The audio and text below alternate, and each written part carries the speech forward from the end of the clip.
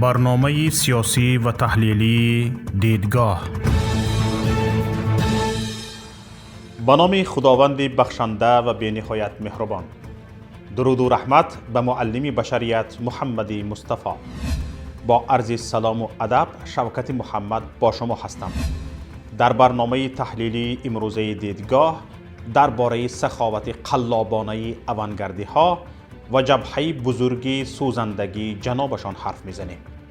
الکی دمروان پیشوا سیاست خردمندانه جنابشان را پیروی کرده به قلابی شروع کرده اند. خردمندان دوست.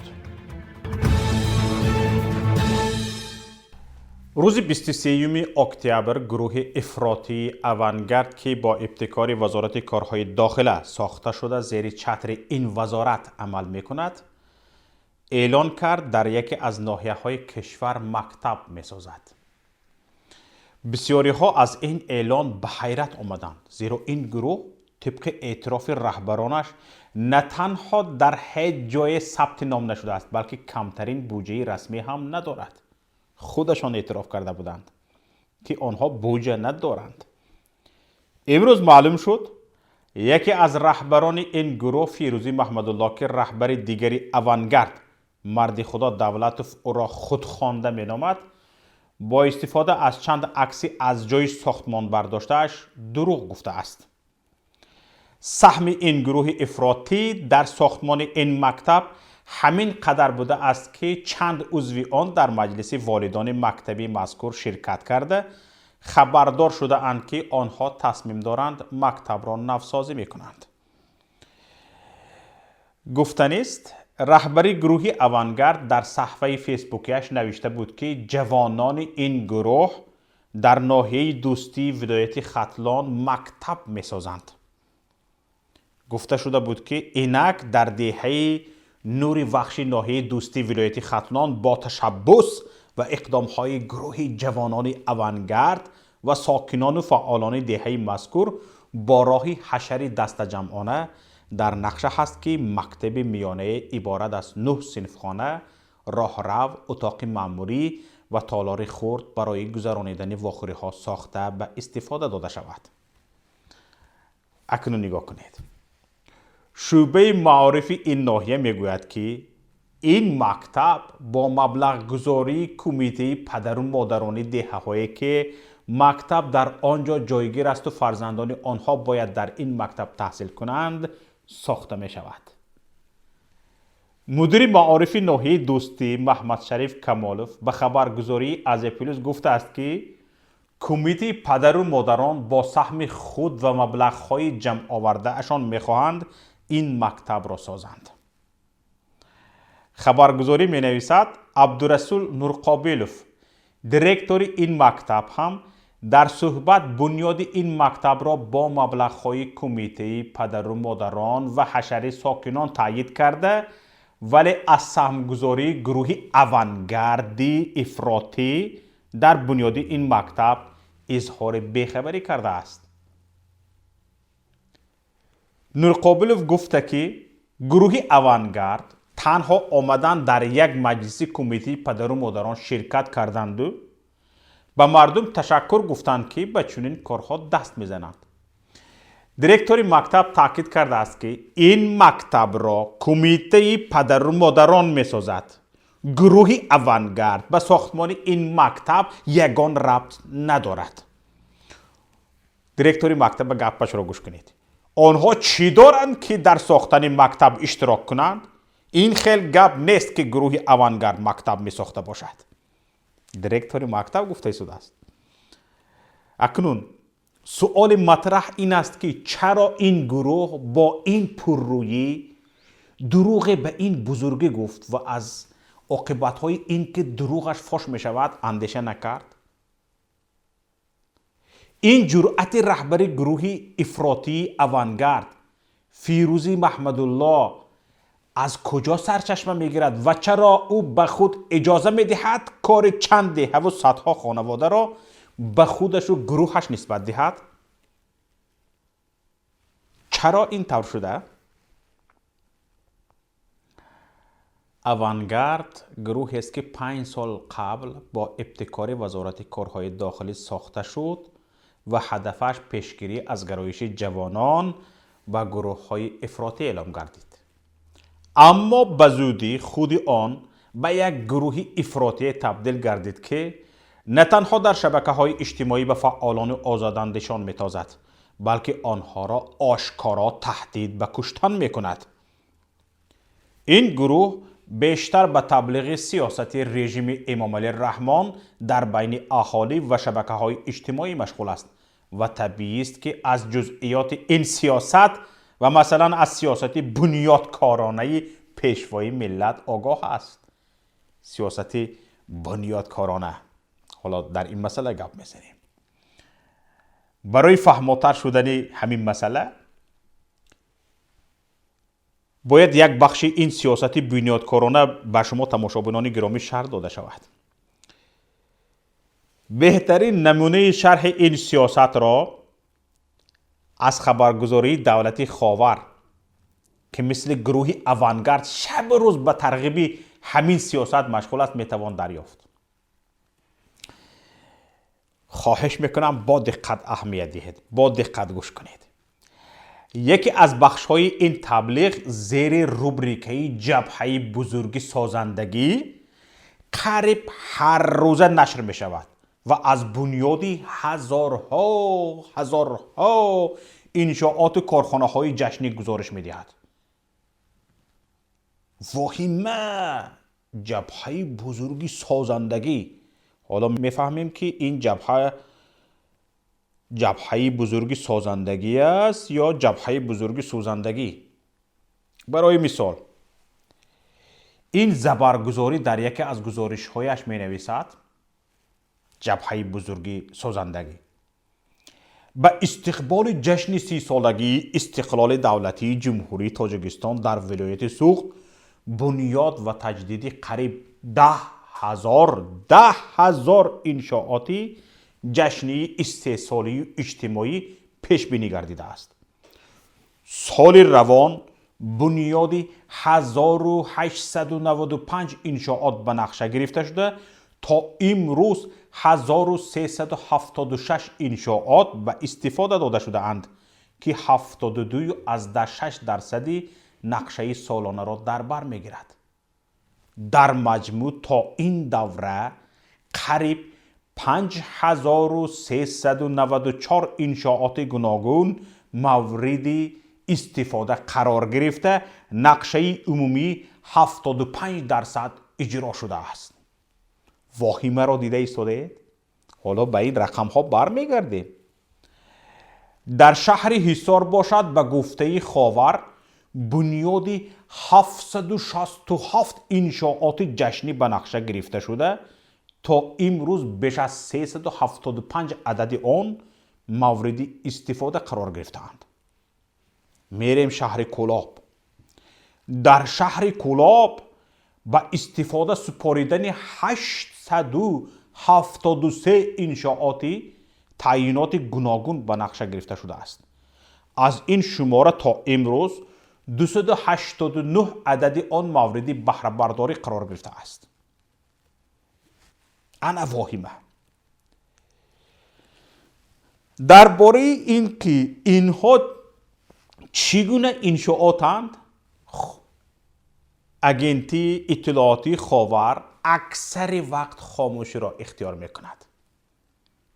دم نمیزند که این انشاءات ها چگونه انشاءاتند، ولی گاها ذکر میکند که عبارتند از کارخانه ها، مؤسسه های تعلیمی و طبابتی، انشاءات تامین کننده نیازهای اجتماعی اهالی و تعمیر و راه و پل ها و غیره.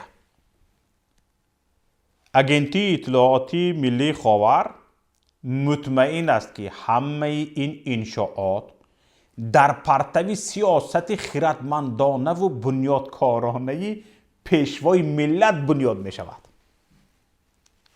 ببینید، حالا اگر به تفسیر این جبهه بزرگی سازندگی پردازیم سوالهای زیادی پیدا می شوند که مطمئنند نه حکومت و نه اوانگارد پاسخ داده نمی توانند. برای مثال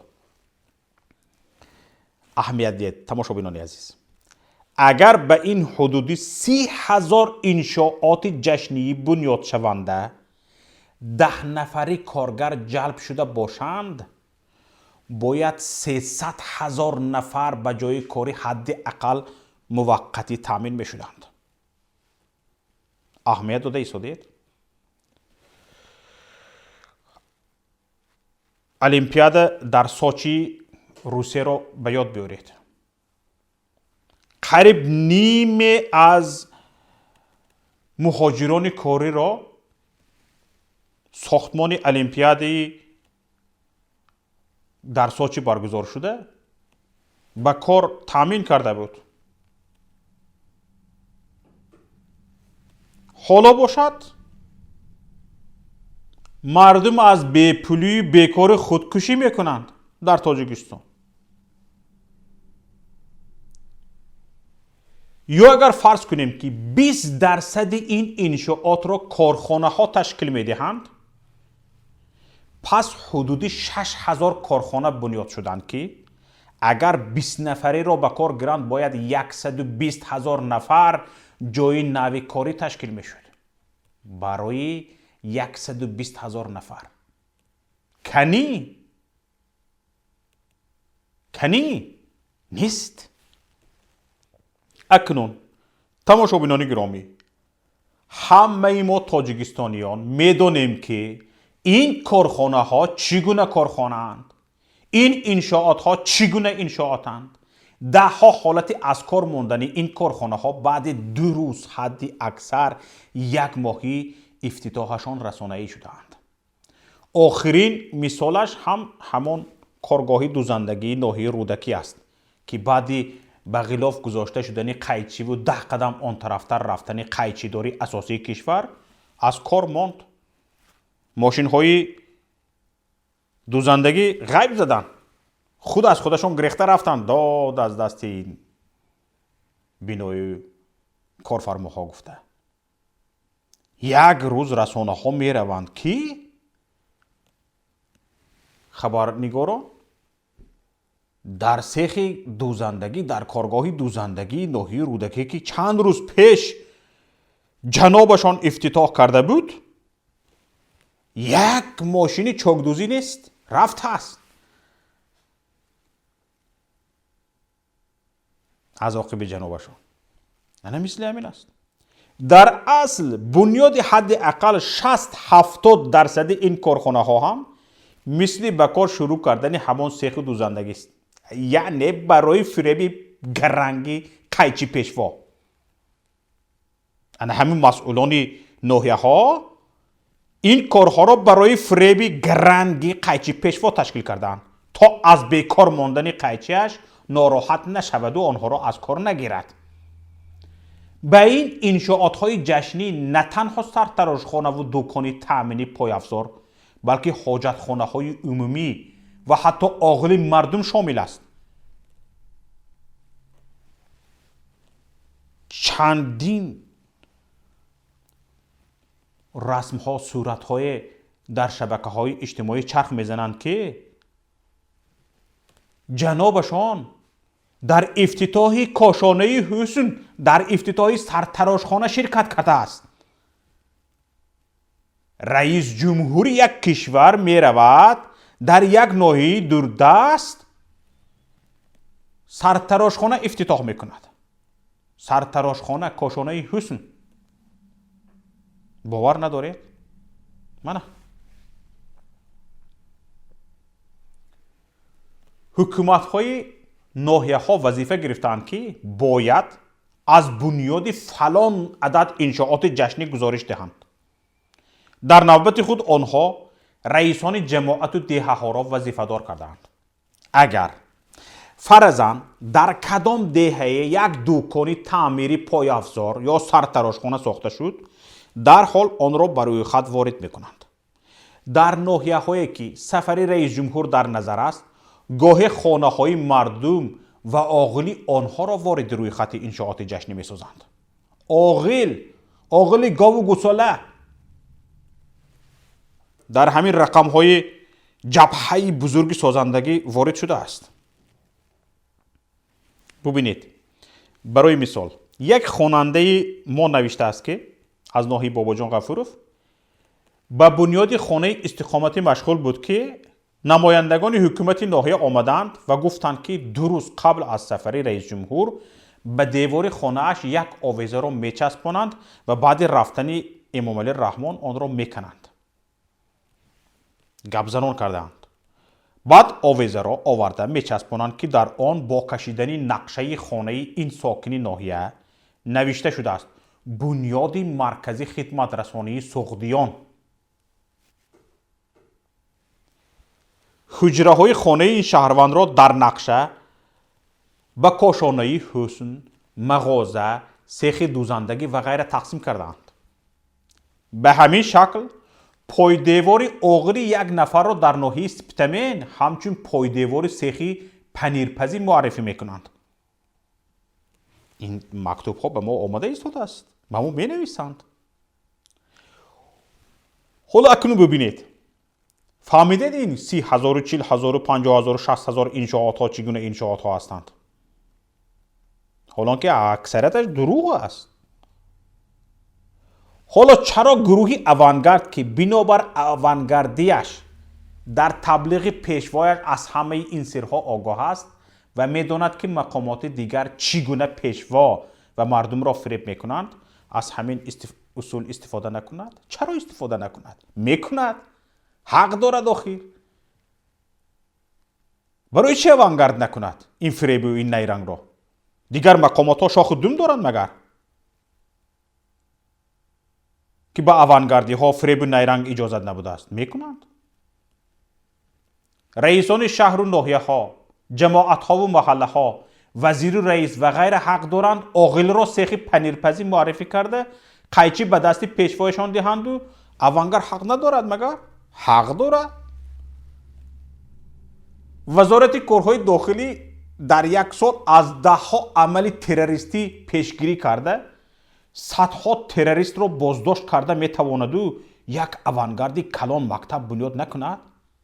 айб аст. гап задагиро, масъалаашро отаашон Раҳимзода дида баромадан мегирад. инҳо гапро задан мегиранд.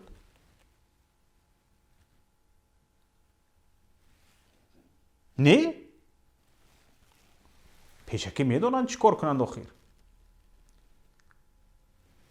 Раҳимзода метавонад бигӯяд ки ман фалон қадар террористро боздошт кардам, аз фалон қадар амалиёти террористӣ пешгирӣ кардам. кадом амали террористӣ? аврупо натонистааст, амрико натонистааст. чанд биноҳо таркида мераванд, чӣ қадар мурда мераванд. дар Тоҷикистон не. дар Тоҷикистон аввал террорист ба Рамазон Раҳимзода хабар медиҳад, мегӯяд ки ман фалон ҷоро тарконданиам, пеш аз тарконданам биё маро боздошт кун. баъд Рамазон Раҳимзода ба настарении худаш нигоҳ мекунад. боздошт кардан хубтар аст ё ҳамаша кушта партофтан?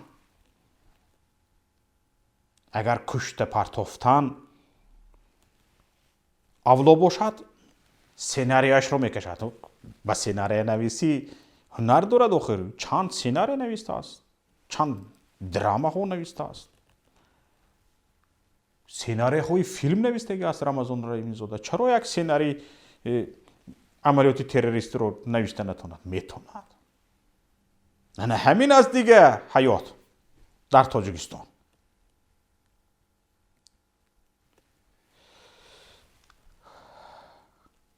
бубинед, чанд актёр ба ҷои ҳукуматдорӣ нақш меофаранд. ҳамин нақшро бозӣ кардан мегиранд. мардум овораyu сарсон. мардум кайҳо аз ин лофу дурӯғҳои ҳукумат огоҳ гаштаасту ба он аслан гӯш намедиҳад. тамоман гӯш намедиҳад. حالا همین تلویزیونی برنامه‌های تلویزیون‌های تاجیکستان را چند فایزی اهالی تماشا میکند باید یک مانیتورینگ گذراند. عموما تماشا میکند یا نمیکند همین رو فهمیدن در کار است. ببینید همین قدر خبرها جبهه بزرگ سازندگی گفته چقدر خبرها رو می نویسد همین اگنتی اطلاعاتی خاور. خوانندگان خبرهای خاور از 100 نفر بیشتر نیستند. جالبترین قسم این همه دروغ مسخره باز است که قیچی به دست ناحیه به ناحیه میگردد. یک قیچه میگیرد ناحیه به ناحیه میگردد.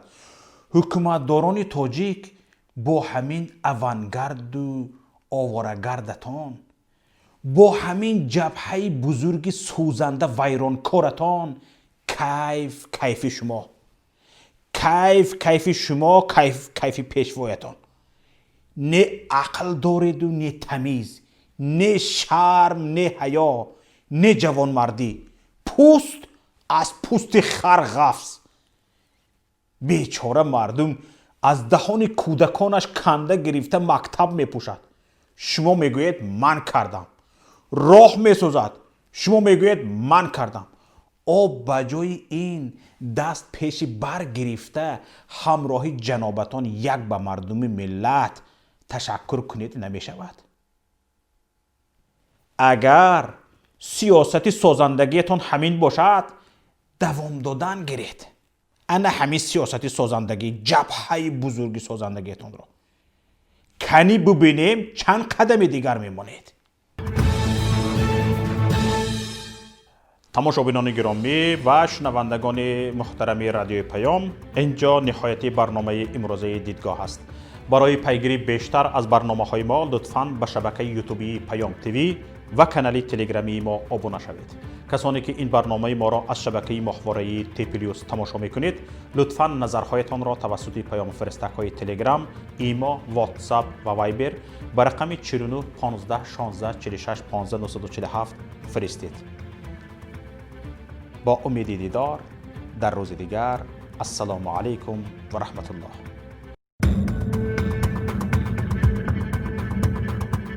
برنامه سیاسی و تحلیلی دیدگاه.